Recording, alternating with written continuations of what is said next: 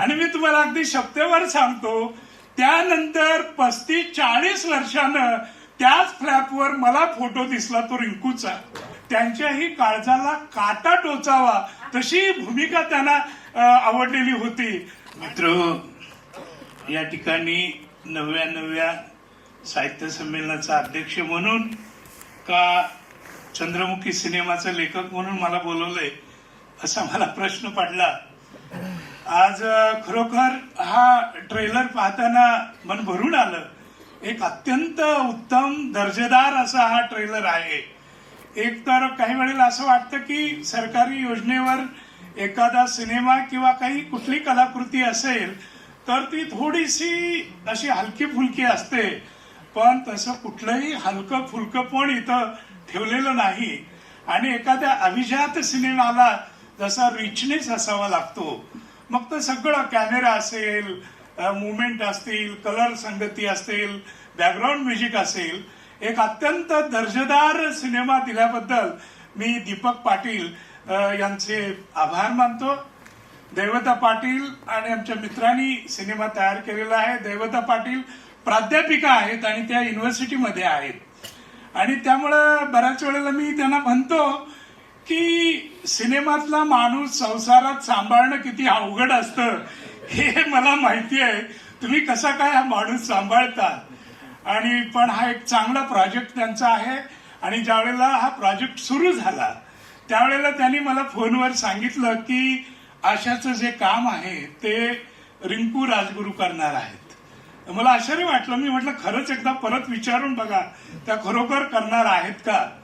कारण मी रिंकूला एक अत्यंत भाग्यवान अभिनेत्री समजतो. कारण त्यांच्या वाट्याला जी आर्ची आणि जो सैराट सिनेमा आला त्यामुळं घराघरामध्ये सर्वत्र हिंदुस्थानभर त्या पोचल्या. आम्हाला आमचं बालपण आठवतं, 9वी-10वीला असताना बॉबी सिनेमा लागलेला होता आणि त्याच्यामध्ये डिंपल कपाडिया 17-18 वर्षाची होती.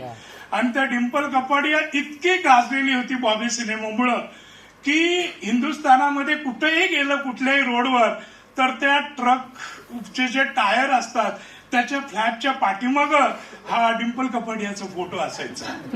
आणि मी तुम्हाला अगदी शब्दावर सांगतो, त्यानंतर 35-40 वर्षानं त्याच फ्लॅपवर मला फोटो दिसला तो रिंकूचा. म्हणजे सामान्य स्थितीतले कामगार किंवा ट्रक ड्रायव्हर त्यांच्याही काळजाला काटा टोचावा तशी भूमिका त्यांना आवडलेली होती. आणि त्याच कलाकारांनी मी त्यांचं अभिनंदन करेन की एवढा मोठा स्टारडम मिळाला असताना सुद्धा त्यांनी अचूकपणे आशामधली स्ट्रेंथ ओळखली. आणि तो जो पहिला सीन आहे त्याच्यामध्ये ती बोलते, नवऱ्याला आपली कैफियत सांगते, त्या 1-2 वाक्यातच मला वाटतं जिवंत कलाकार तो असतो. आमच्या लता दिदी कधीही रेकॉर्डिंग रूमला आल्या आणि पहिलं करून त्यांनी नुसता सूर लावला तरी लक्षात यायचं की त्या लता मंगेशकर आहेत. त्याचप्रमाणे यांनी जो पहिला डायलॉग ज्या जज्बातनं ज्या वजनानं म्हटला हे मला खूप कौतुकास्पद वाटतं. कारण अशी एकच आम्ही अभिनेत्री बघितली होती, तिला कुठल्याही पाण्यामध्ये कुठल्याही भूमिकेमध्ये फेका ती आहे असं कळायचं आणि तिचं नाव फक्त स्मिता पाटील असं होतं. मला वाटतं त्यानंतर एवढा सुंदर रोल आपण केलेला आहे.